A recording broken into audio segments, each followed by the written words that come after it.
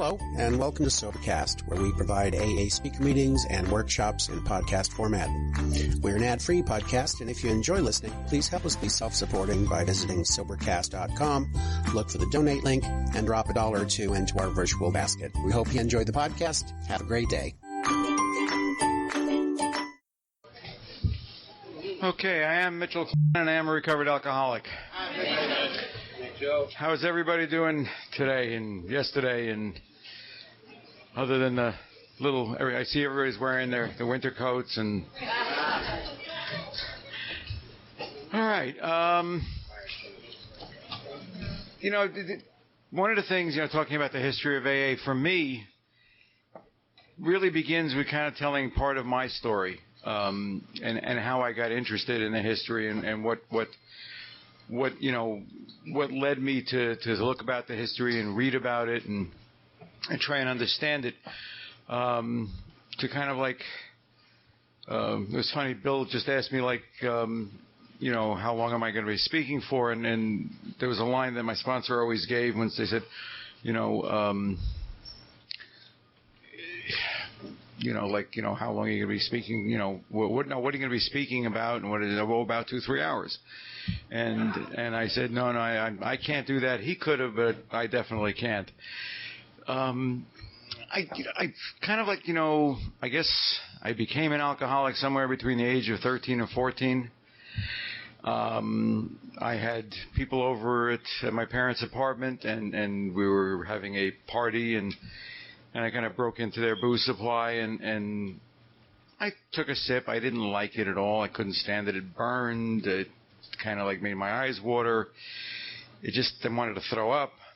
I took another sip, and then I took a little larger sip, and probably within about half an hour, 45 minutes, it felt good. No longer burned, no longer made me feel nauseous. I fit in. I was part of the crowd. I told jokes. I did all kinds of other fun stuff, and I was off and running from that point on, and I found, alcohol was this wonderful thing. My parents never believed I was an alcoholic, even though that what they did was they took all the alcohol in the house, and because they used to have this cabinet, and when they had company, what happened was that they took the bottles out, and they were all empty, and it was kind of embarrassing for their company and them to be served nothing, and they wanted to know where it went to, and I said it evaporated. It was, it's in a closet, it's hot, So then they bought more, and then the other supply evaporated.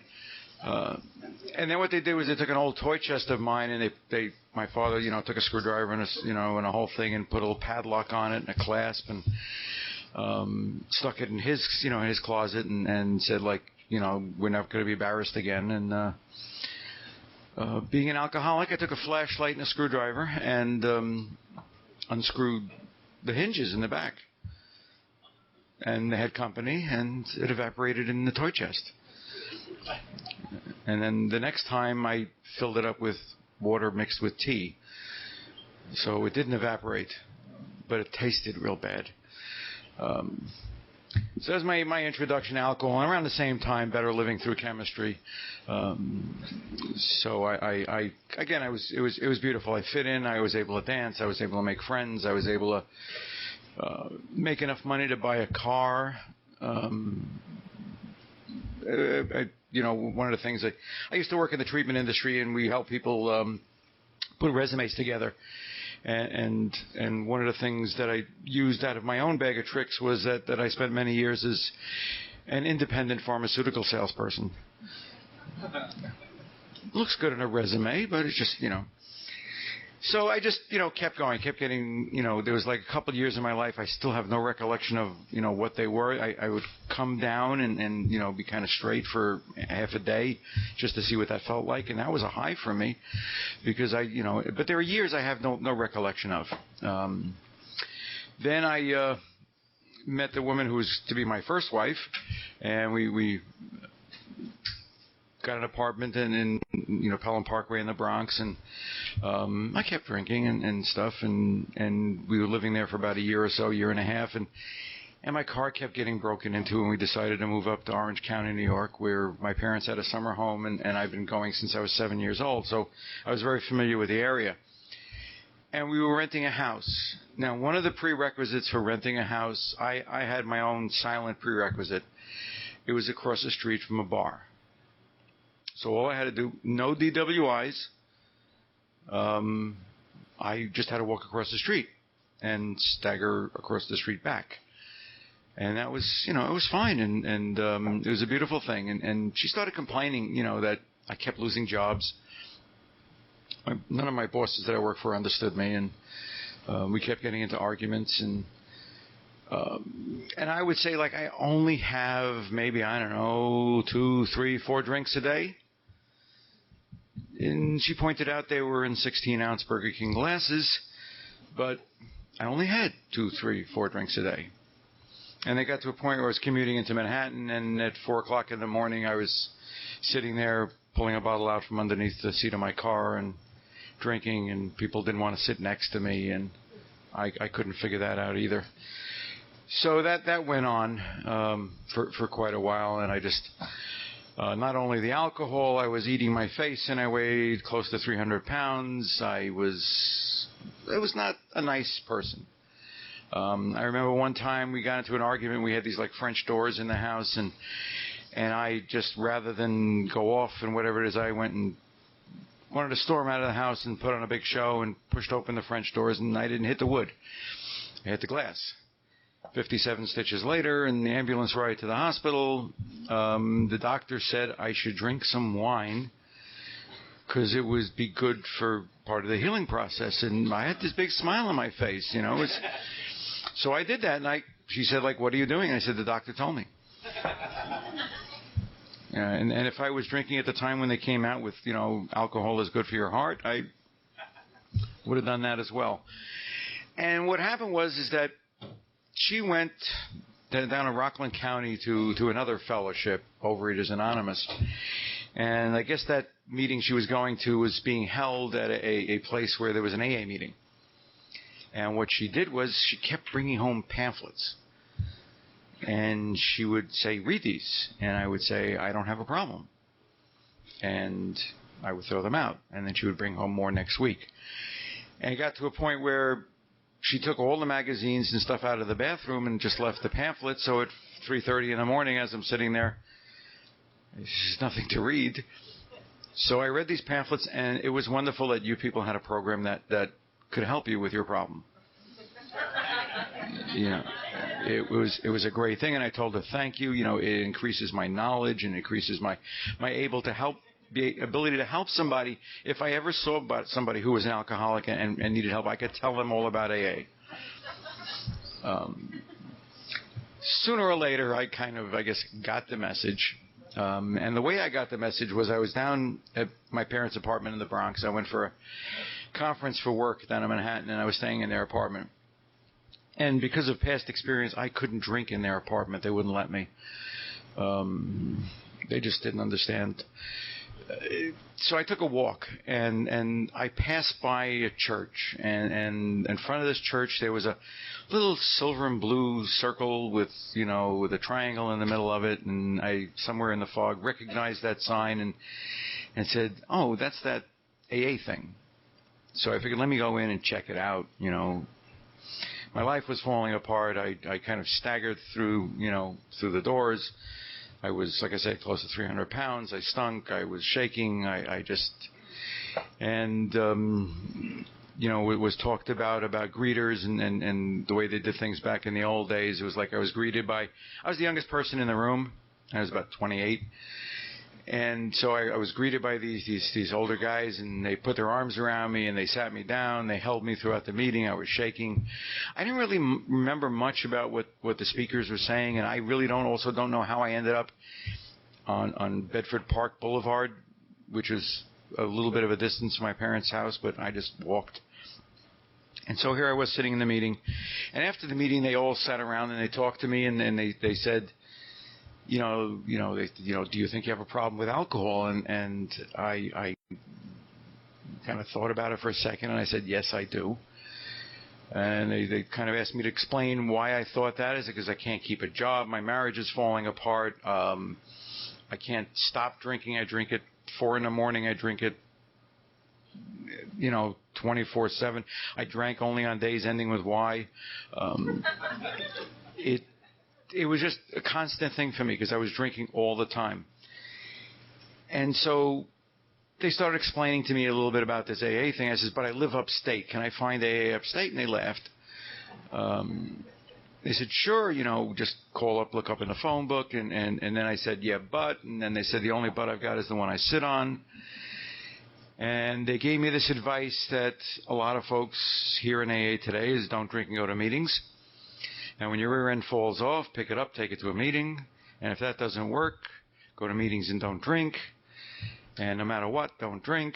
And all the other fun stuff. And I really believe that. And so I went home and I told my wife this wonderful revelation that I learned in the Bronx and that I was no longer going to drink ever again. And I started going to meetings.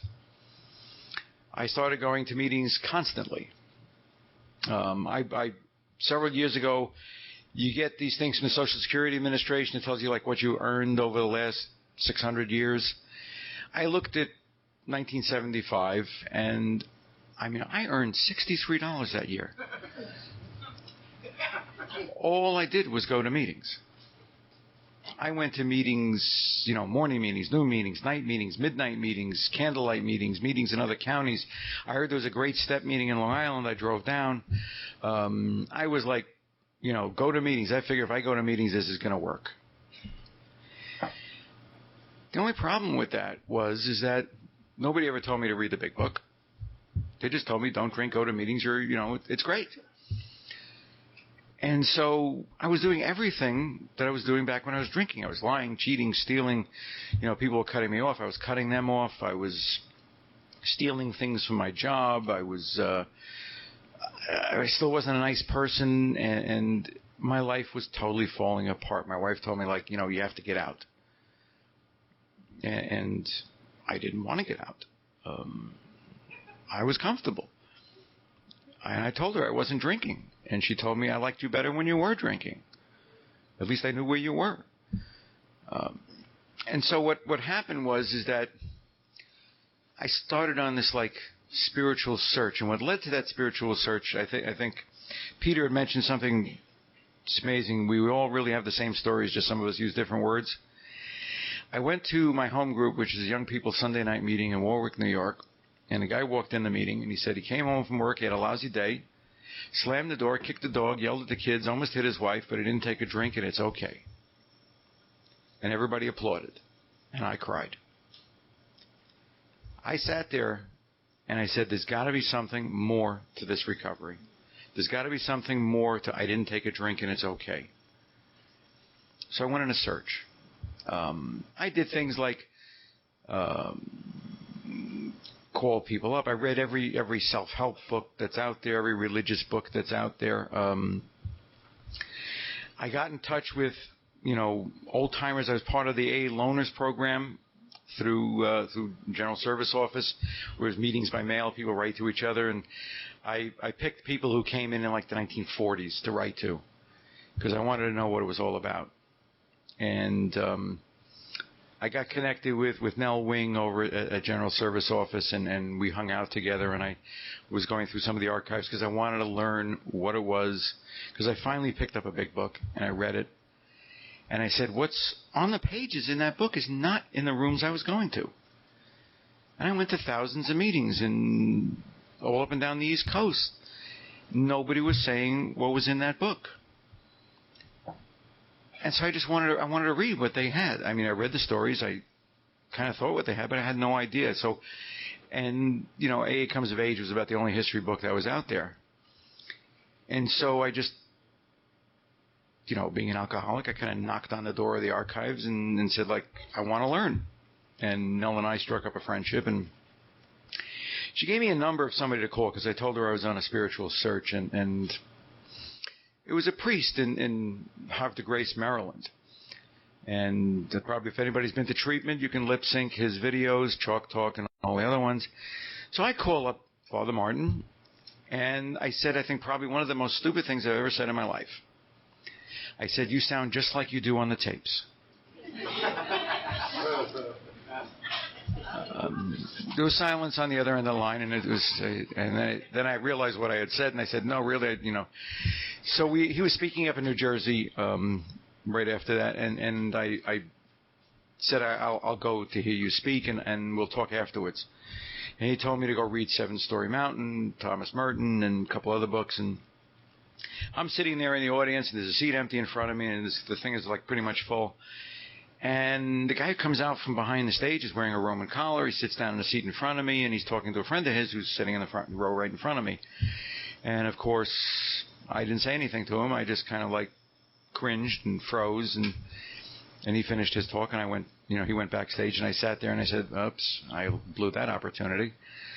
And then so through this Loners program, what happened was that I got introduced to somebody who was one of the pioneers of AA. And this guy Roger out in Elyria, Ohio, had told me if I want to, you know, get it right from the horse's mouth, I should contact this guy named Clarence Snyder, because he was like one of the first, you know, original 100 members, and his sponsor was Dr. Bob, and I should, you know, and he gave me Clarence's address. Again, being a typical alcoholic, what I did was,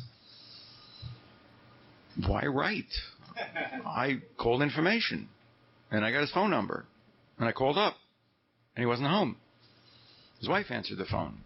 And then I was very disappointed that he wasn't home for me. He should have been there. He should not have been out doing what he was supposed to be doing. He should have known that I was going to call and I needed help.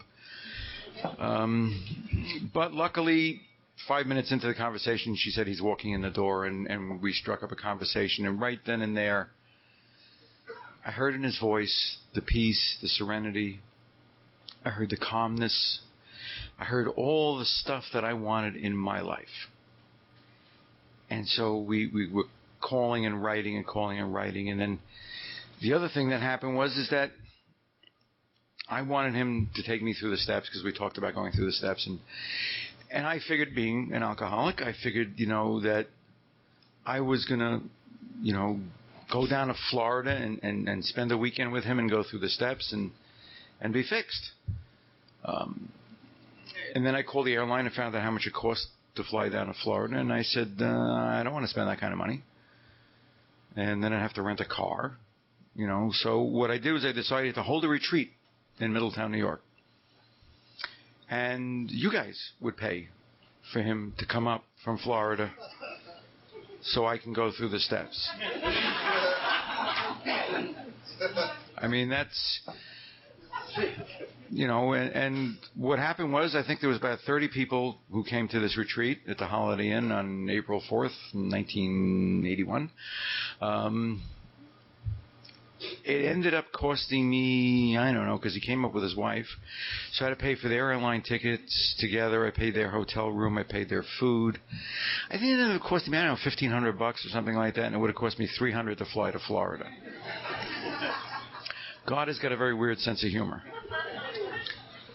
So I finally cornered him, and we went through the steps that weekend. And because I told him my life was falling apart, I was dying. I didn't want to die. I wanted to live. I wanted what he had. I wanted what the people in that book had. I was not going to take no for an answer. And if I had to, like, follow him home, I would do it. So that's what we did that weekend. And it was difficult.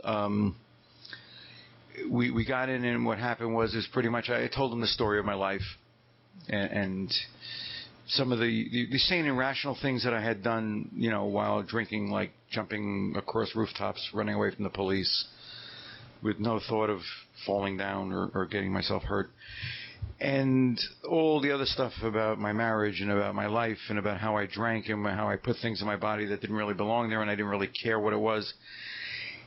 And so after about an hour or so, he looked at me and he said, well, do you think your life has been unmanageable?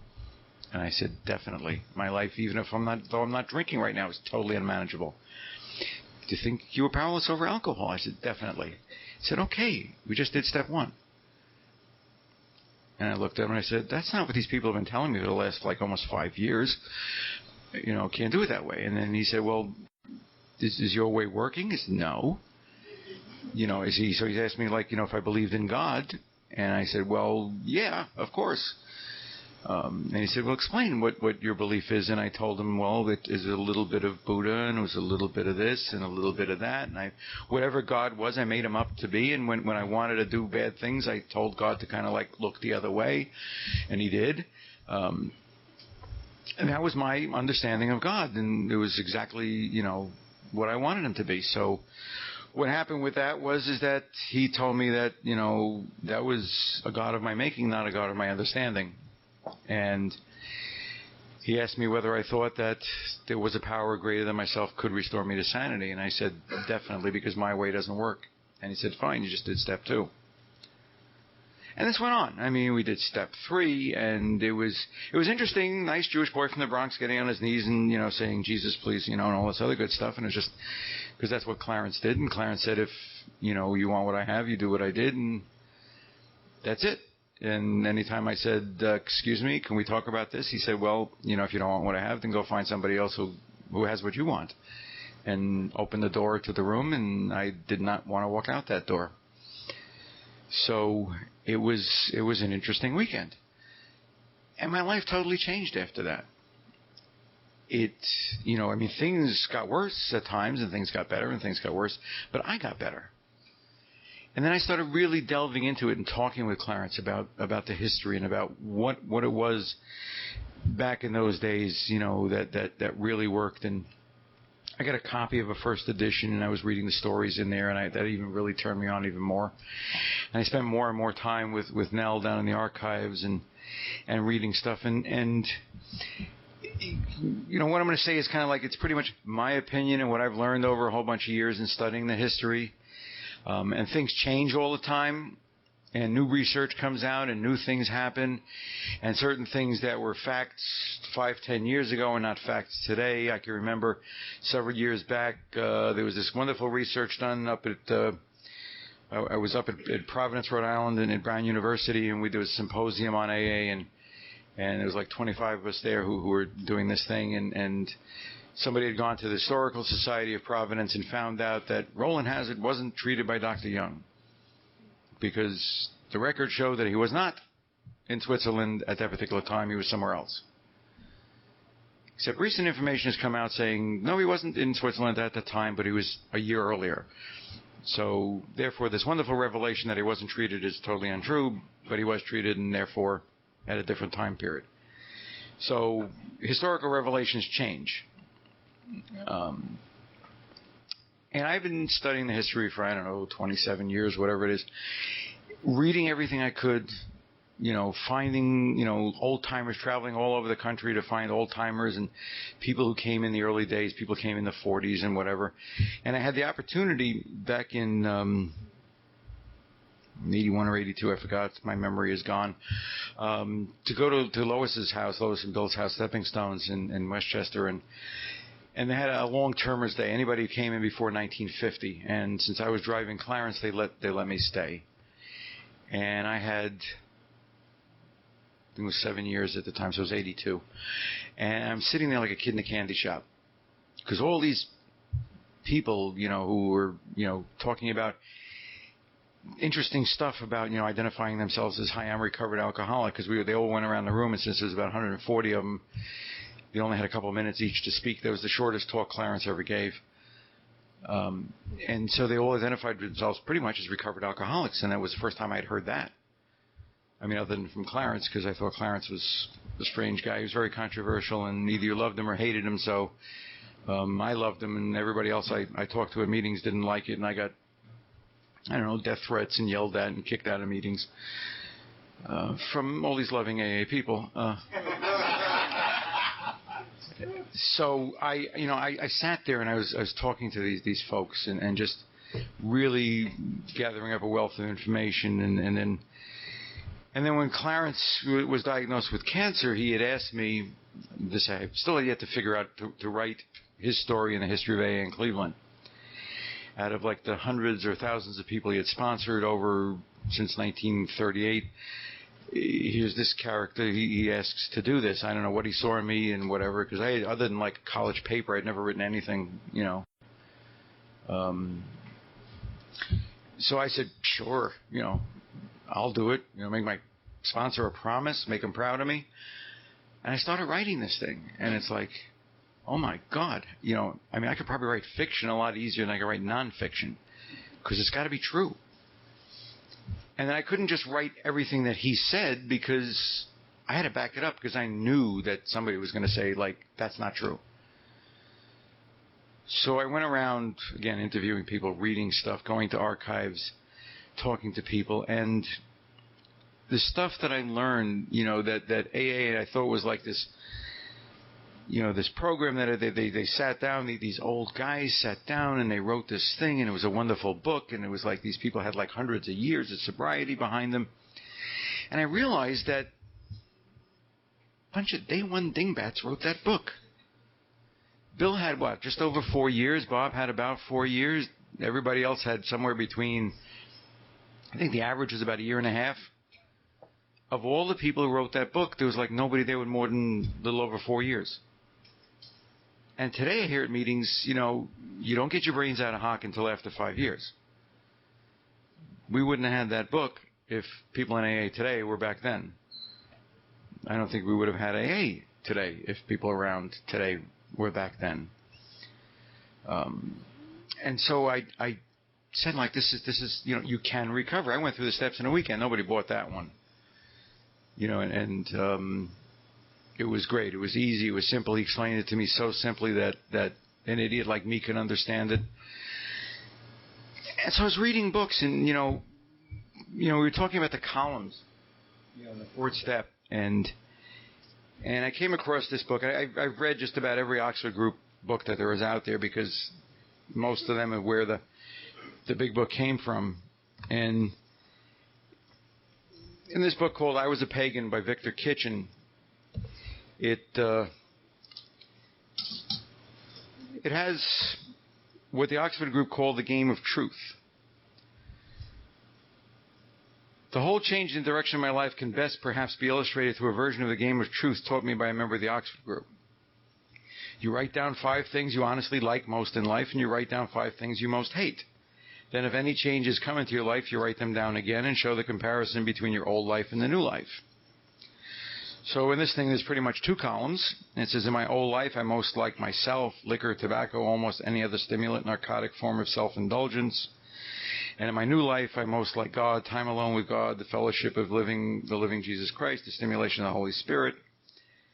I hated most poverty for myself, prohibition, work. And today I hate most sin myself because I is the middle letter of sin and sins that separate me from God. And I'm saying this is the columns. This is the fourth step. This is, the original idea where this came from, the game of truth.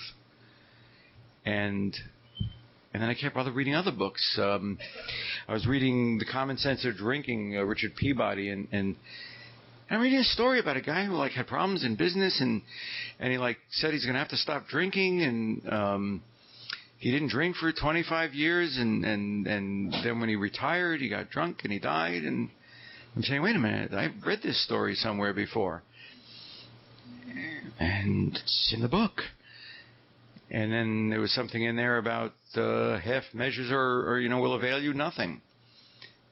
And reading Shoemaker and finding more of AA in Shoemaker, and then reading what is the Oxford Group, which I totally loved, because again it's just about AA. You cannot belong to the Oxford Group. It has no membership list, subscriptions, badges, rules, definite location. It's a name for a group of people who, from every rank, profession, and trade in many countries, have surrendered their lives to God and who are endeavoring to lead a spiritual quality of life under the guidance of the Holy Spirit. I mean, that, makes sense. The 4 activities of the Oxford Group is the sharing of our sins and temptations with another Christian life given to God, and to use sharing as witness to help others, still unchanged, to recognize and acknowledge their sins. Surrender our life, past, present, and future, into God's keeping and direction. Restitution to all whom we have wronged, directly or indirectly. And listening to, accepting, relying on God's guidance, and carrying it out in everything we do or say, great or small. And this book was written in 1933. So, all the stuff that's in that book was really not written by a bunch of day one dingbats. It was written by a whole bunch of folks in spiritual movements that have been around for a long, long time, reading about the Emmanuel movement, reading about the Washingtonians, and how some of the rules of the Washingtonians, just like screaming out our traditions. And what they did, and they got involved in politics, and they got involved in money, and they got involved in all the stuff about getting celebrities and all kinds of people to be part of the Washingtonians, and how that led to the ruin of the Washingtonians.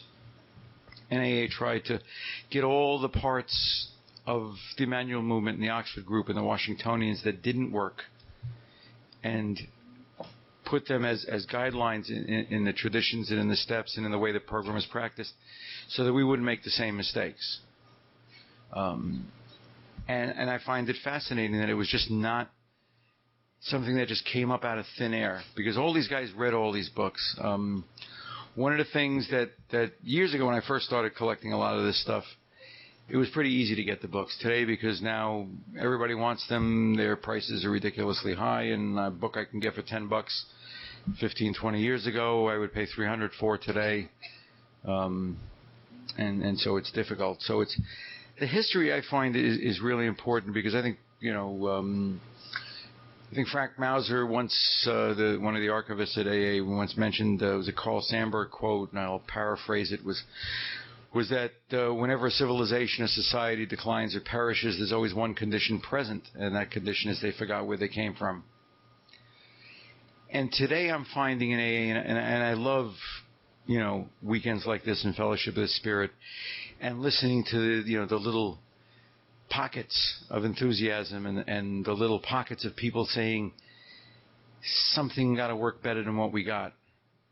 And something does work better than what we got. It's called Alcoholics Anonymous. And here's where I kind of go onto my soapbox as far as that goes. It's, for me, what I'm seeing is what is kind of like taking AA away from its history and away from where we came from and away from who we were, was a desire to be all things to all people, not offend anybody, not scare anybody away, not make anybody, walk out of the room or cry or offend anybody. And it became Burger King. Have it your way.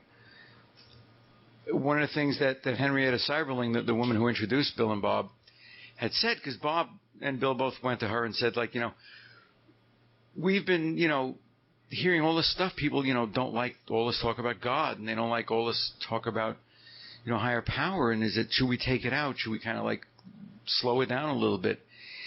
And what she said made a whole lot of sense, and they kind of forgot about that train of thought.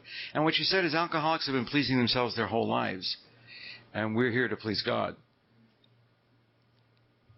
And that to me makes a lot of sense. And yeah, I get in trouble at meetings sometimes because, especially a lot of the hardcore meetings, and if it's not in the first 164 pages, I don't want to hear about it. And then I bring in a book like What is the Oxford Group, and I start quoting, and they said, that sounds like the big book, but it's not. I said, that's where the big book came from. And they said, can you please leave? And I tell them, I said, it's not just the 164 pages, not just not drinking.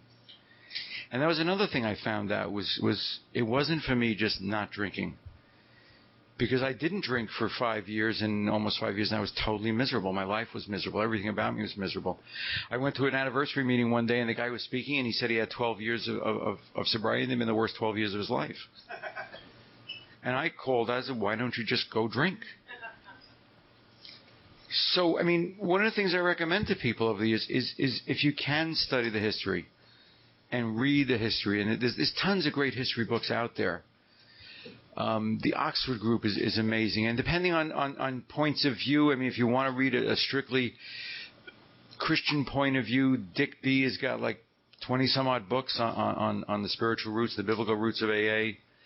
Mel B has got several books on history of AA. Ernie Kurtz is, I love his stuff, Spirituality Relative Imperfection was one of my most favorite books, even though it's really not the history of AA, but it's one of the most amazing books I've ever read as far as acceptance and the fact that we make mistakes and we screw up, and I make mistakes and screw up all the time. And there's stuff out there, and again, one of the other things I hear, because I know some people are going to go back to the meetings after this weekend, and it's like you're all on fire, and it's like a wonderful thing, and do you know what I heard this weekend? And they're going to look at you like you've got three heads, and, you know, and kind of like pretty soon seats next to you at the table are going to like be empty, and nobody's going to talk to you and that type of thing, because you're only allowed to read conference-approved literature. Because I get in trouble bringing anything that's not conference approved in a room. And what I also bring when I go, it's a little article, which box 459. I think that's something published by General Services of Alcoholics Anonymous, which talks about what any AA member reads is no business of GSO or of the conference, naturally. But when you see the emblem shown at the top of the article, you can be sure that the material has been tediously slow and sometimes torturous screenings. It may be even more important that all conference-approved AA material is exhibited clearly separate from other publications. It says is that, GSO does not oppose any other literature. AA does not oppose any other literature.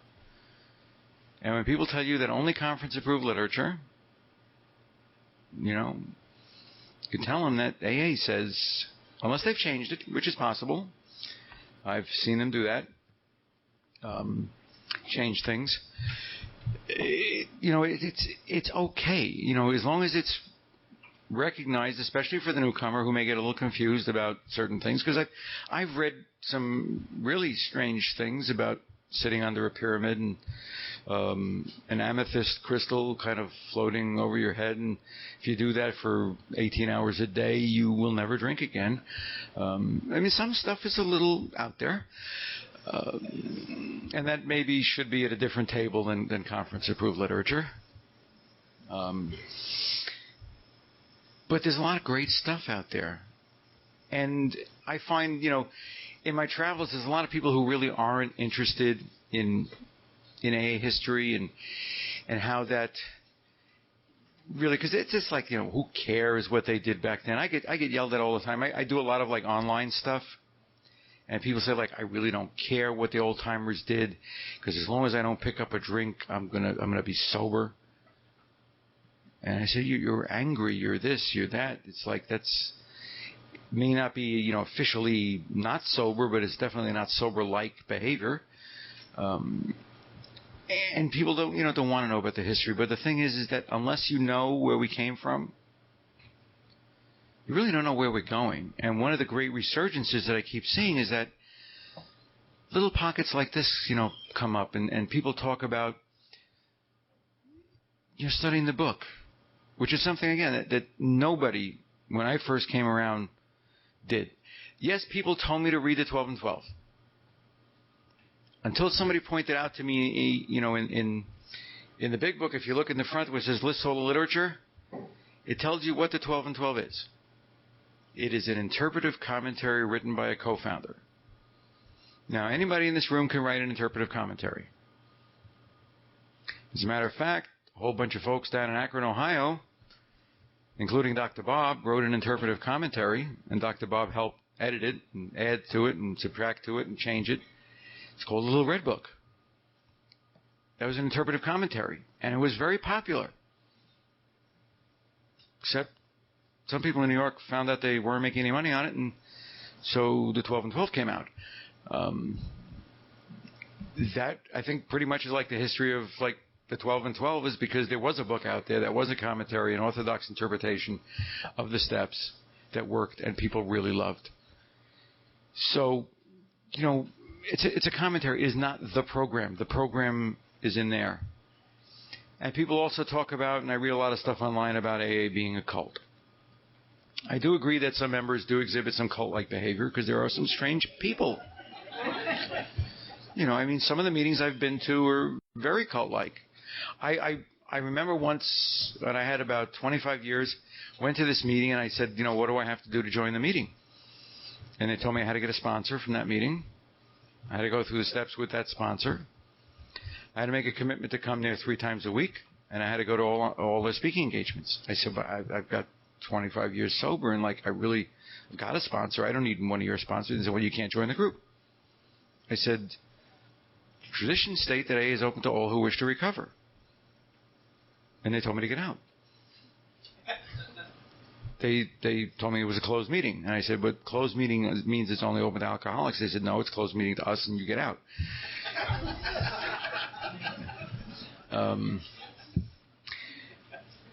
Yes, I mean, there is some cult-like behavior going on in AA, and I think some of the stuff about only conference approved and only this and only that, and some of the other strange things that have gone on, it is kind of cultish, and that's okay. You know what?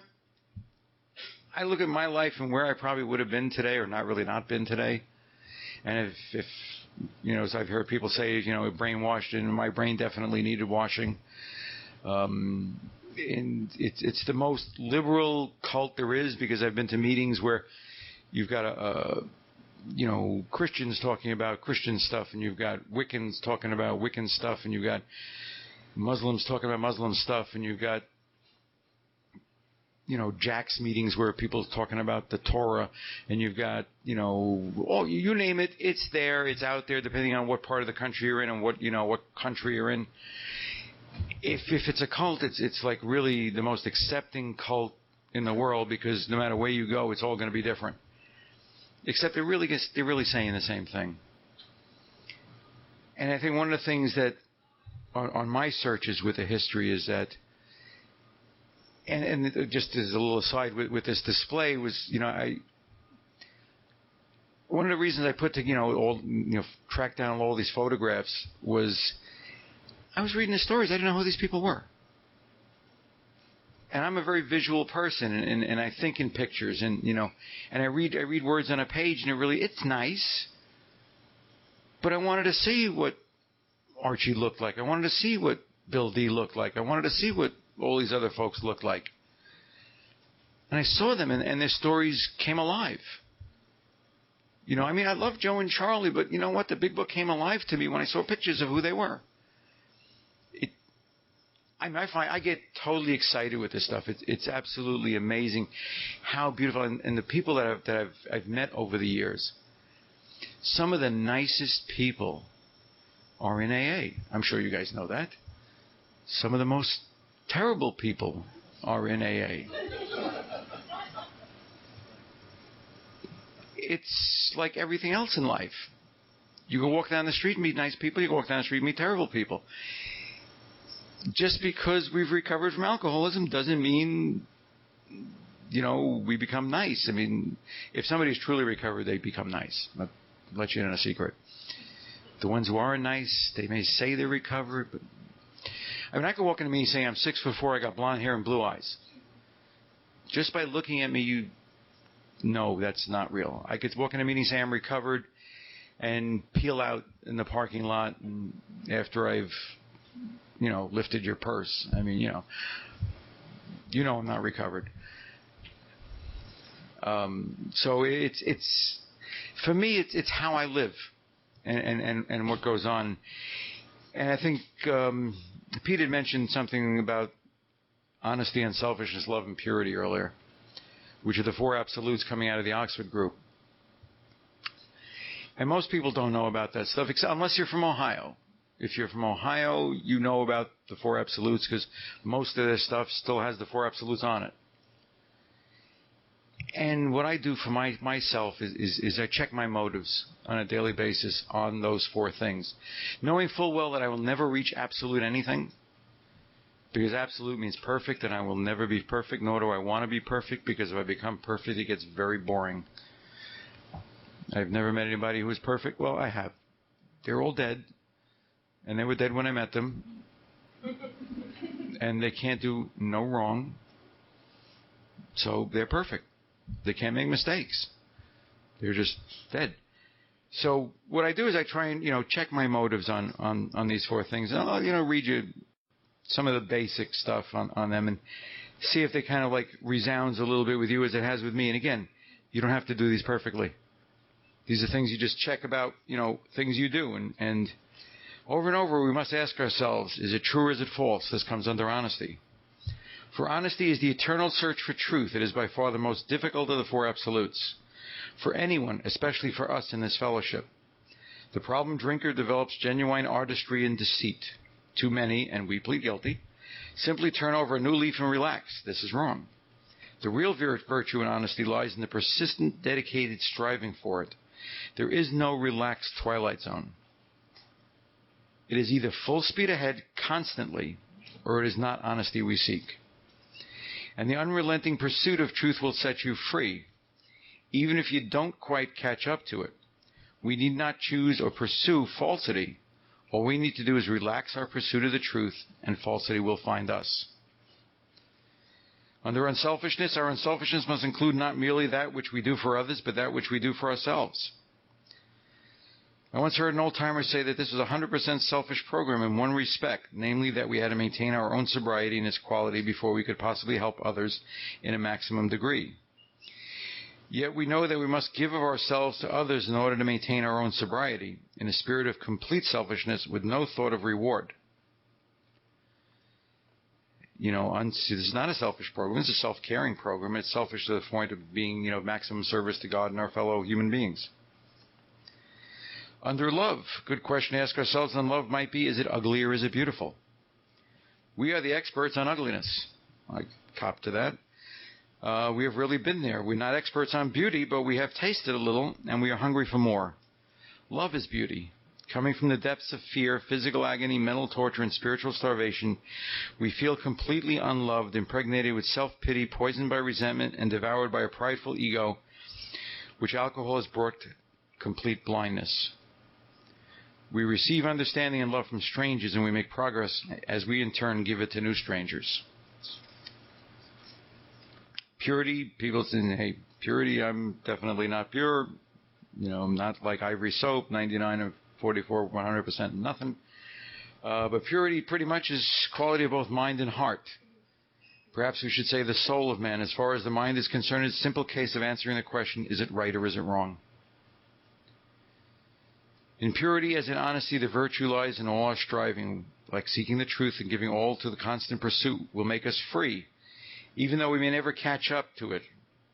Such pursuit is thrilling and challenging journey. The journey is just as important as the destination, however slow it may seem.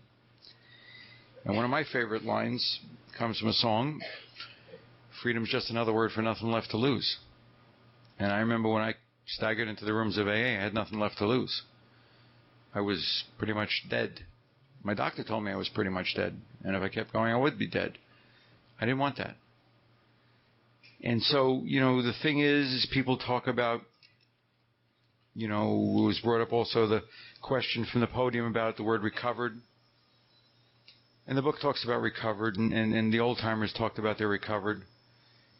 And the example I love to give is that if I go out in the snow in a pair of jockey shorts and catch pneumonia, and I go to a doctor and he gives me medication and I recover from pneumonia, doesn't mean if I go out in my jockey shorts I won't get pneumonia again. Doesn't mean cured either. However, kind of does mean cured, but it's a different type of thing. People say well, being recovered means you can drink. I mean, that's pretty much the primary answer I get from most people is that you can drink. And what I believe is that, and this is going to, raise some eyebrows, but let me finish the statement and I'll explain it. I can drink. The problem is, God has removed all desire to drink, so therefore I don't want to drink. Whether or not I can or can't, if I say I can't do something, I'm going to want to do it. I can drink if I want to, but I don't want to. Big Book talks about, God has either removed your husband's liquor problem or he has not. What is our man willing to do to stop drinking forever? We don't stay away from a drink one day at a time. We live one day at a time. So I truly believe that one does and can recover. And again, going to a doctor if I'm sick, I don't ask for antibiotics that take 4 years to work. I mean, I used to take antibiotics that I had to take like 4 a day for 10 days. I go there and ask for a Z-Pack now, which is like 1 a day for 5 days. So I can recover quicker. Because I don't want to be sick for 10 days. I don't want to be sick in my alcoholism for 10 days, 10 weeks, 10 years.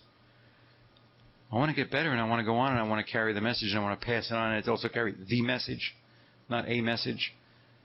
And the message is you can get well, and the message is that you can live a different life. Again, one of my favorite Bill Wilson quotes, and I'm not that big on Bill Wilson quotes, is that, paraphrasing, AA is a sort of kindergarten. It is something we go through to a better way of life and wider usefulness. And to me, that was what it's all about. It's not about being addicted to the rooms of AA.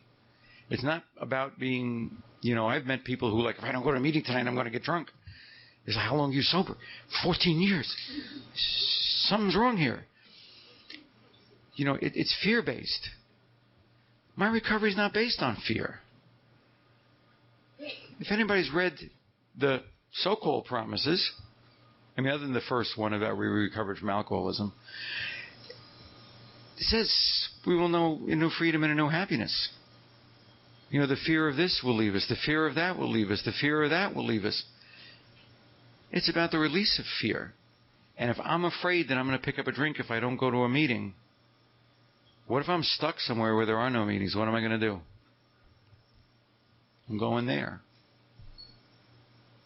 I do great by myself in prayer if there's no meetings, if I'm stuck somewhere, if I can't drive somewhere, if my internet is down and I'm in a blackout and I can't use the phone, whatever it is you know what? I get on my knees and I pray, and it's a wonderful meeting. Because wherever 2 or more are gathered for recovery, it's a meeting. And same way Clarence never changed sponsors, I never changed sponsors. We used to go around the room saying, like, do you have a home group and do you have a sponsor? And I say, yes, I have a home group, I have a sponsor, and he's dead. People didn't like that, because unless I haven't, I have sponsors. I have people that I relate to and talk to in the fellowship, and I have Clarence. And just the way he never, got another sponsor or never, whatever it is, Clarence is my sponsor. And I talk to him all the time. And he talks to me, and God talks to me through all of you. And all of them, and all the people who came before me talk to me through people like you who come to weekends like this. And who go on and get on fire and carry the message and learn what it really is all about in there.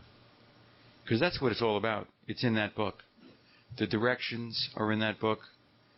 In the multilith, in the pre-publication copy, it talks about, rarely we've seen a person fail who's thoroughly followed our directions. It also says if you're not convinced at this point, either reread the book or throw it away. It says that, there's, no further authentication is necessary, and why are we coming out with hundreds more books for further authentication?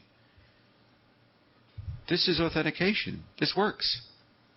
I work in the mental health field, and we're talking about evidence-based practices. This is an evidence-based practice. It works. What doesn't work is being all things to all people, have it your way, being open to every idea possible. Whatever you want, you can have it. People had to want this thing. Sister Ignatia always talked about, like, saying, when she gave the little Sacred Heart medallion, and she said, like, if you ever think of picking up a drink, return this to me. Very few were returned. And somebody once took her to a window and said, that bar across the street, all those people in there need AA. And she said, AA is not for people who need it. It's for people who want it. If you truly want it, and if you truly want to, like, turn your life, and you truly are motivated is a clinical word, have the desire, you can have it. You can recover. You can never pick up a drink again the rest of your life. You can be happy, joyous, and free. You could have everything your heart desires as long as that's what God wants for you. I found out years ago that God did not want me to have a Rolls Royce. It's a funny story behind that because I always prayed for one. And I was living in Maybrook, New York, and I woke up one morning and I looked out the window and there's a Rolls Royce sitting in my driveway. And I, thank you, God. And I walked outside. The guy standing there, I thought it was my chauffeur. And he said, I broke down. Is it okay if I, can we push it back to, the back of your driveway and, until I get somebody to come tow it? I was heartbroken. I yelled at God and I said, you tease me. And like I said, God's got a very weird sense of humor, and he goes, gotcha. I used to have a T-shirt that said, God is weird. Look at a giraffe. I mean, God is weird. A platypus, come on. But the whole thing is that, yes, you will have everything that your heart desires if we seek his will for us and the power to carry that out. And that's what it comes down to. And I think I have some time left, I guess, maybe. So I guess, I don't know, maybe entertain some questions because, I can give you a whole bunch of stuff that you may not want to hear. And I personally prefer, giving people stuff what they want to hear because for me, that's the best present to get is something that I want. I've gotten so much stuff over the years that I really didn't want, and I re-gifted it. Except a couple of years later, I found out that I gifted it back to the same person who gave it to me, so that's embarrassing. So, I'm willing to entertain any questions coming from the floor. Thank you.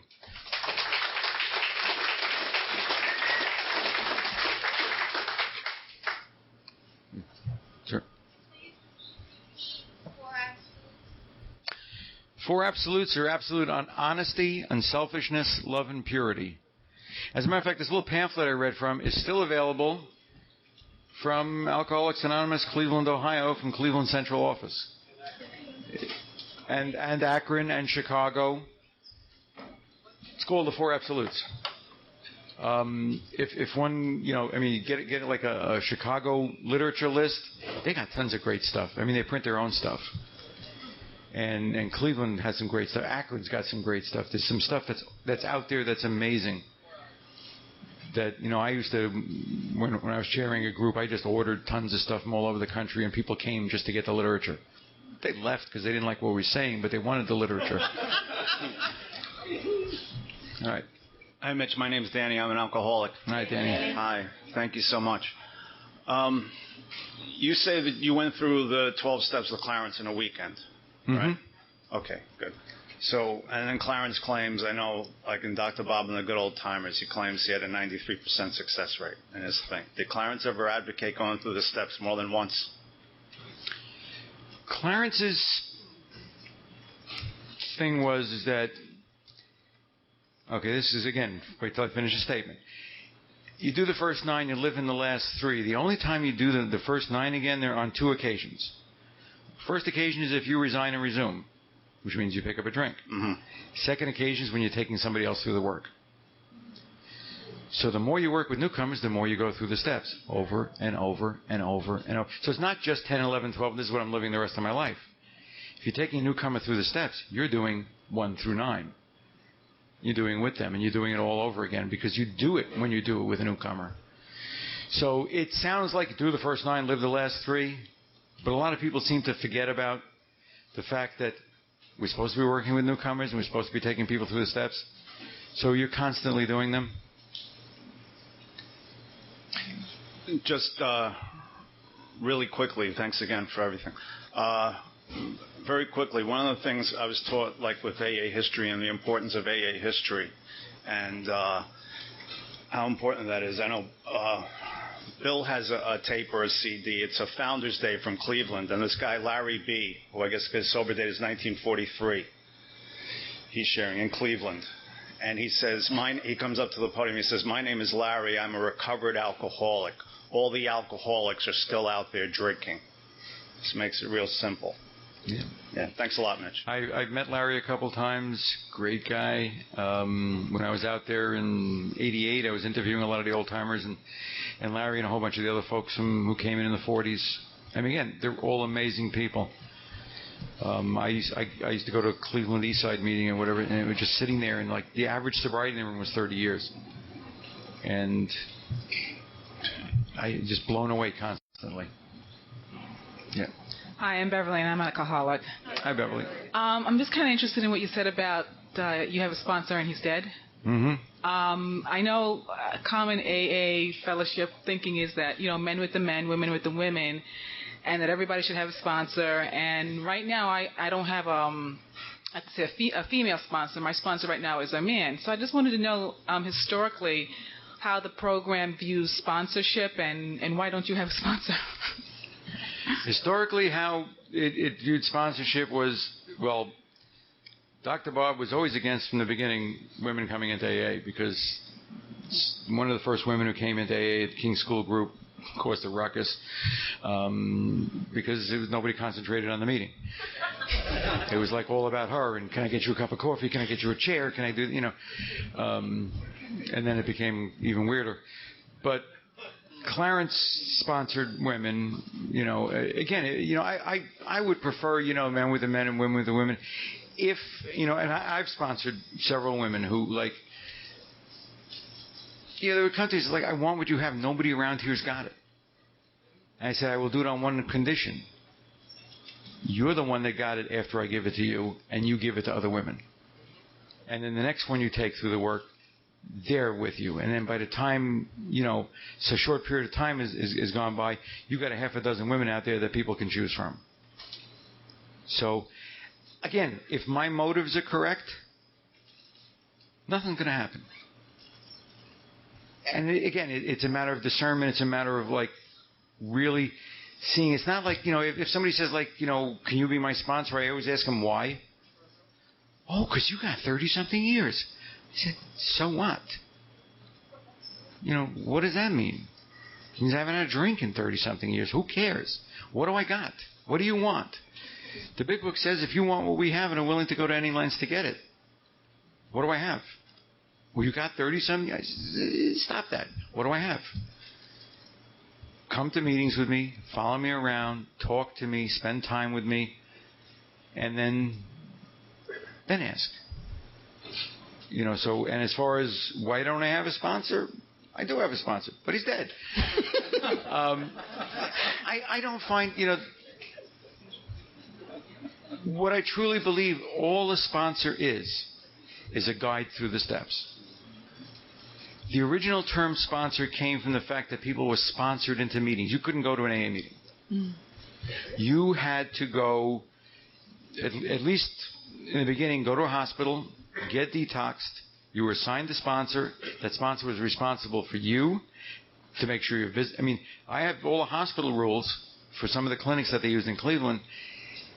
The sponsor had to say so about who would visit, when they would visit, what they could bring.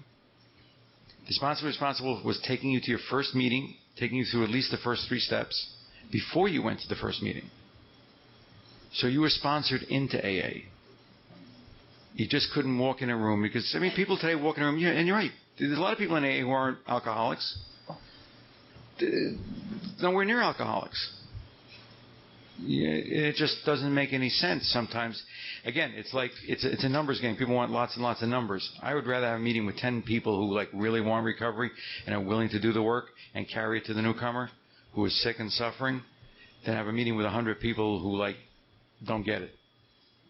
And again, I don't need a guide through the steps. Mm-hmm. Okay. I do need a fellowship around me. Mm-hmm. I do need a support system. I do need friends. I do need people I can bounce stuff off of. I do need people to sit there and tell me, you're out of your mind. What's happening? What's going on? What are you doing? How come you're wearing the same jeans 4 days in a row? I need that. I need people to call me on my stuff. But I don't need a guide through the steps.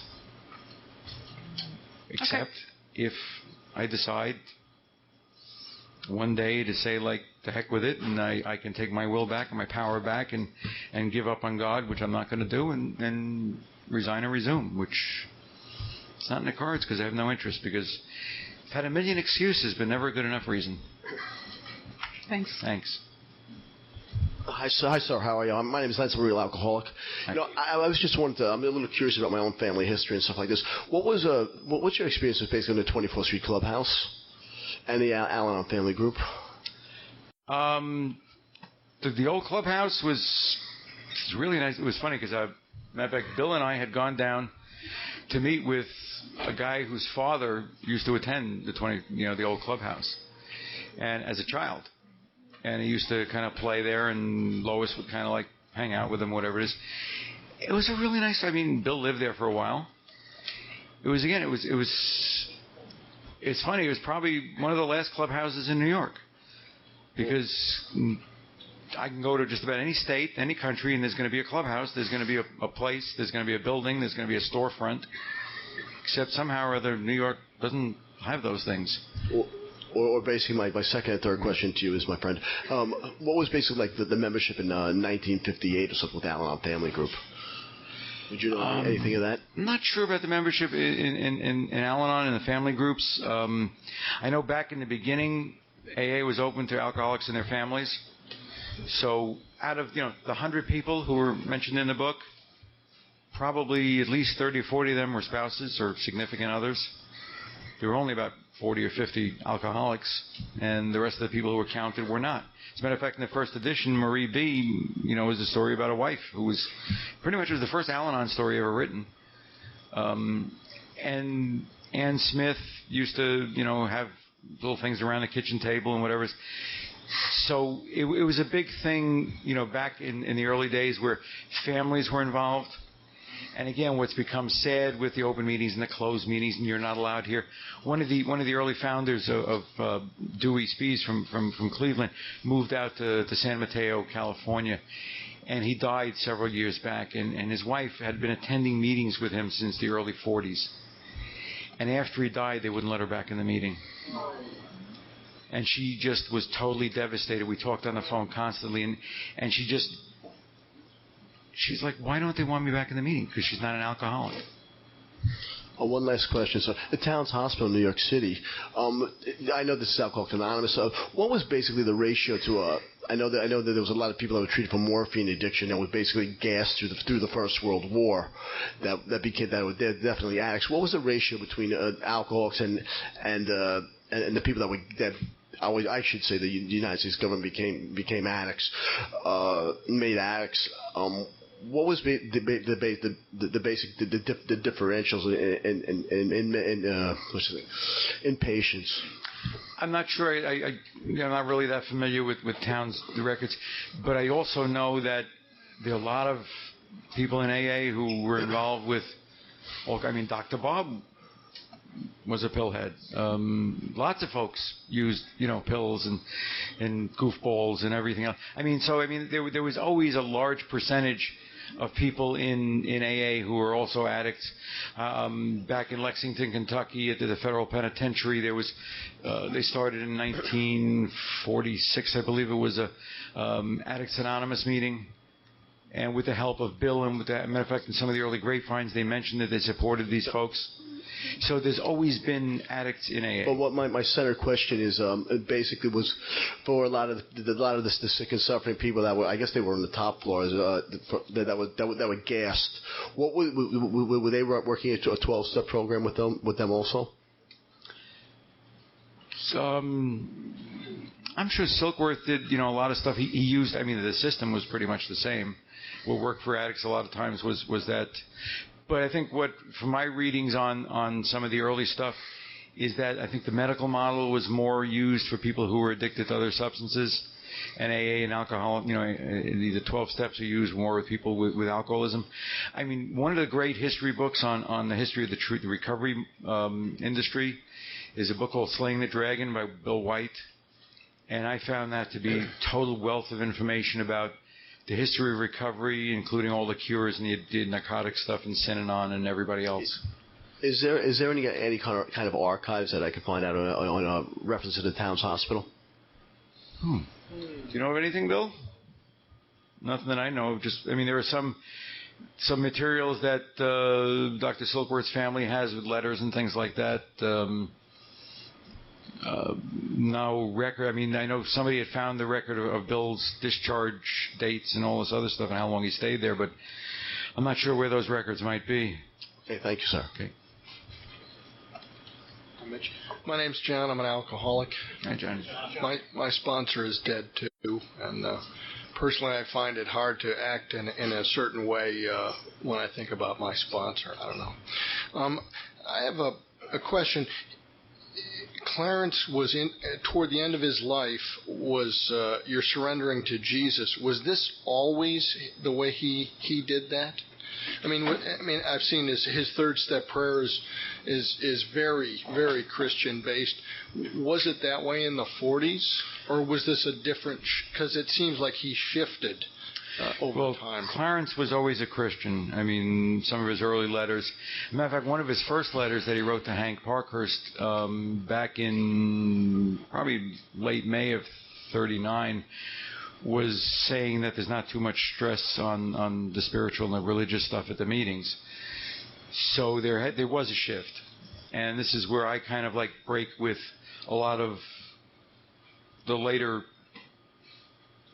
Clarence people, where they don't talk to me, and I'm a persona non grata in lots of circles. I mean, GSO, Clarence's folks. A lot of the change came after he married Grace. Yeah. I put on several retreats with Clarence in New York, Middletown, Peekskill, a few other places, and they were AA retreats. The Christian stuff came after the retreats. People talked about what they wanted to talk about. I mean, if a speaker wanted to talk about their relationship with Jesus, that's fine, as part of their story, their experience, strength, and hope. But the prayer and praise and all the other stuff came after the retreat was officially over, because there's no longer an AA function. Right. After Clarence passed on, again, I get in trouble with this, they started taking people through the steps in groups and whole rooms full, which they never did when I knew Clarence when he was alive. It was always one-on-one, because Clarence, worked with one person, maybe two people on a weekend, if that. Now it's the entire room, and the whole thing is to save souls, and, that's them, bless them for it. It's a great thing, but the thing is, I find, for me, what I got, what I learned, and who I got it from is different than what it is today. And I try and stick true to what I got. Was he in the 40s having people surrender to Jesus specifically, or was that later? That was later. Okay. One of his sponsees, Irv Meyerson, who was a Venetian blind salesperson who started AA in West Virginia, Atlanta, Georgia, and several other states. He's Jewish. Several letters from Irv, that I had from Irv to Clarence, talks about celebrating the Jewish holidays and doing this and mentioning Yiddish words and explaining to Clarence what they were. Right. And so there was no reference to any of that other stuff in there. And again, I think most of that came with, one of the things, again, with the Oxford group, and it was Jesus, and it didn't matter what denomination, it didn't matter whether you were Catholic Jesus or Protestant Jesus or Russian Orthodox Jesus, it was still Jesus. That was the God as we understand him kind of a thing. It was the same person, but depending on what denomination you were, it didn't matter. But I think the earlier Clarence stuff, where he's taking people through the steps, it was more of, this is who you are, this is what you did, and if you're Jewish, that was it. That was it. 5 minutes? Okay. Just one quick question. He formed a beginners meeting early on in Cleveland. Mm-hmm. Did they take the steps there, or was it just merely a method of presentation? It was an indoctrination of taking the steps from some of the old-timers came in. It was the Crawford Road men's group. Right. And they started the beginners meetings, and people from D.C. and all the other places. That's where a lot of that beginners meetings came from. But they didn't take it. Did they take the steps in? Well, what happened was that they were getting like hundreds and hundreds of people coming in, and they didn't have enough sponsors. So what they did was, in a group, 2 or 3 old timers came and did the classes. Hi, my name's Laura, and I'm an alcoholic. Hi, Laura. And I want to thank you for coming and sharing. The history was very interesting.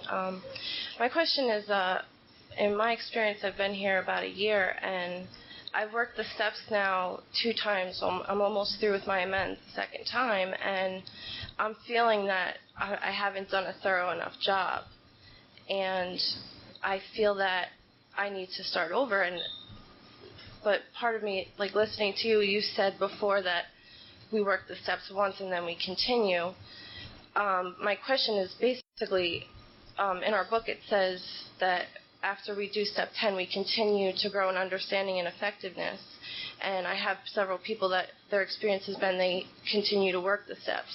And where I'm at right now, if I start working with others, is this stuff going to go away? Or is this something I need to start working the steps again? I'm constantly making amends. I mean, people come into my life that I haven't seen in years. And all of a sudden it's like I'm walking down the street and it's, Mitchell, I owe you money. You know, it is totally, escaped my mind. And all of a sudden, I had that once. Somebody drove up. They were visiting their sister down the block from where I lived. And it was like, hey, I owe you some money. I'll give you a check, cash it in 2 weeks. It's constantly, it's a never-ending process because there's stuff that I did out there that I have no recollection of because I was either like totally out of it or whatever it is. And I'm reminded constantly of it. And the fact of, like, you don't think you've done a thorough enough job, it's never ending, so there's never a thorough enough job. Nobody ever completes it. People say the only step that you do perfectly is step 1. Please. I don't do any step perfectly because it's impossible. You can't do anything perfectly. And I'm always doing that stuff. And the thing is, for me, and one of the things Clarence told me was that anytime I had a problem with any step after 3, he said, how come you didn't do 3? I said, what do you mean? I did 3. He says, well, then you shouldn't be having a problem with 6. Because I made a decision to turn my life and my will over the care of God, that I have no business having a problem with anything. They'll happen. They'll come. Why reinvent the wheel? Just keep working it. When you have fear and resentment come up and you do a 4-column inventory, who do you go to share that then? Go with, there's not that much anymore in life that I'm really afraid of. Sometimes I panic 2 minutes. And I just, most of the stuff, I pray. Okay. And I also talk about it with people I know and trust. There are certain people in AA that I trust my life with. And out of AA, people who are like friends and people I love and care about, who, like, I can just trust them with anything and share, like, when I'm going out of my mind. Okay. And so it's like, again, I've done the steps. I do them all the time when I'm working with somebody else. And when anything comes up, I have means. AA has given me a means to live my life. Thanks. Thank you. Hi, my name is Frank. I'm an alcoholic. Hey, Frank. And I just wanted to know, do you have a relationship with Wally P? Have you spoken? Wally's an old friend. I haven't spoken to him recently. As a matter of fact, I helped Wally with his research on Back to Basics with the old beginners classes. Wally and I go back years ago when I went to Southwest Archives Convention with him and a whole bunch of other places. And did you find the Back to Basics program really effective for newcomers? I don't know. I haven't been to any of them. I don't know. I've seen some of his stuff on his website, but I know the beginners classes in Cleveland were. So if he's using, I've got some of the first drafts of Wally's book, and he was using it, but I understand a lot of that's been changed. It works. You know what? Anything going back to the basics works. Yeah. If it's back to that, it works. No matter what you call it. Whether it's one from column A, 2 from column B, it doesn't matter, but it comes from there, it works. Unfortunately, where I'm from, the local people say it's not AA, so we can't call ourselves a group. They want to shut it down. I forgot who it was, Chris or Pete, talked about how, like, the primary purpose of an AA group is to teach the steps. And I think Back to Basics is about teaching the steps, and no matter what you call it. Yeah, it may not be AA because it's not officially following the traditions and all this other stuff, but you know what? I don't care whether it's AA, rational recovery, smart recovery, any other kind of recovery. If somebody gets well, that's the point.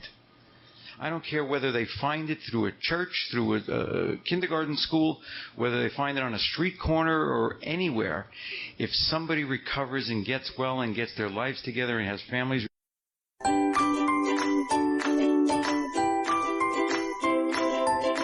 Thanks for listening. I hope you enjoyed the podcast. Sobercast is ad-free, and we'd like your help in order to keep it that way.